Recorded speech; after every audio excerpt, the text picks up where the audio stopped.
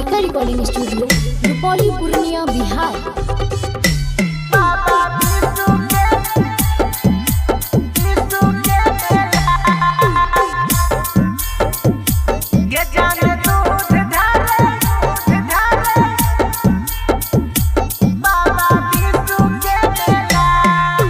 Reel video बनही संगे झूला बाई झूला, रील वीडियो बनही संगे झूला बाई झूला। गे सोना दूध ढारे है बाबा विष्णु के मेला, गे जान दूध ढारे है बाबा विष्णु के मेला। लौ वाला गाना में भीड़ा होई छै रेलम रेला, लौ वाला गाना में भीड़ा होई छै रेलम रेला। गे सोना दूध ढारे है बाबा विष्णु के मेला, गे जान दूध ढारे है बाबा विष्णु के मेला।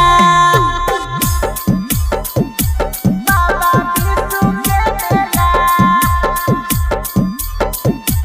बाबा विष्णु गे जान दूध ढारे है बाबा विष्णु के मेला,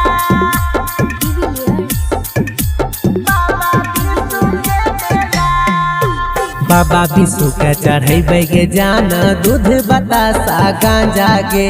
दही चूड़ा खिलैबौ संगे पिलैबौ तोरा माजा गे। हाँ, बाबा विष्णु के चढ़ेबे गे जान दूध बतासा गांजा गे। दही चूड़ा खिलैबौ संगे पिलैबौ तोरा माजा गे। तोरा देखो जान सारा कस खेला, तोरा देखो जान सारा कस खेला। गे सोना दूध ढारे है बाबा विष्णु के मेला, गे जान दूध ढारे है बाबा विष्णु के मेला। बाबा विष्णु के मेला,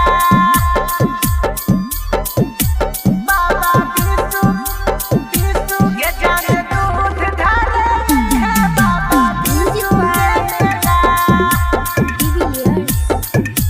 बाबा विष्णु के मेला।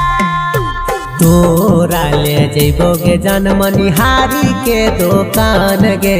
भर झोला खरीद देबो मेकअप के सामान गे।